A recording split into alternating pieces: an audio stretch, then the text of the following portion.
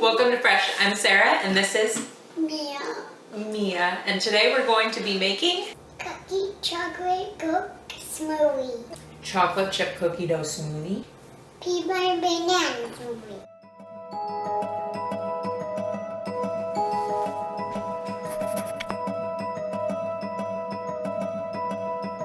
First up is our peanut butter and banana smoothie. Now this first part is optional, but I start out with a large handful of spinach, and then 2 bananas, 2 tablespoons of nut or seed butter. I usually use peanut butter, 2 tablespoons of flaxseed, a half a teaspoon of vanilla, and half a cup of Greek yogurt. And then go ahead and blend that up till it's nice and smooth.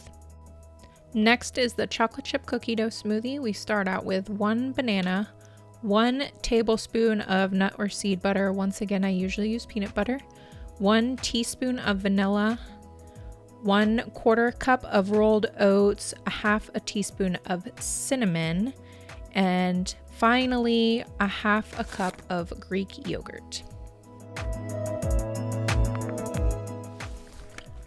Now this is going to take a little bit more blending than the other one. You may even have to add a little bit of milk depending on your blender, just because of the oats in there. Once it's fully blended, go ahead and add in some cocoa nibs or chocolate chips, and then pulse to break up the chunks to make them small enough to fit through a straw, or just small enough that they're comfortable to eat. Go ahead and top our cookie dough smoothie with some more cocoa nibs or chocolate chips, and top our green monster smoothie with some sliced bananas in the shape of a smiley face. What would you top your smoothies with? Let me know in the comments below. Yummy. Aren't they delicious? Now they're drinking. I'm drinking them all. All up. Yum, yum, yum. They're delicious. No, they're thirsty. Oh, they're thirsty.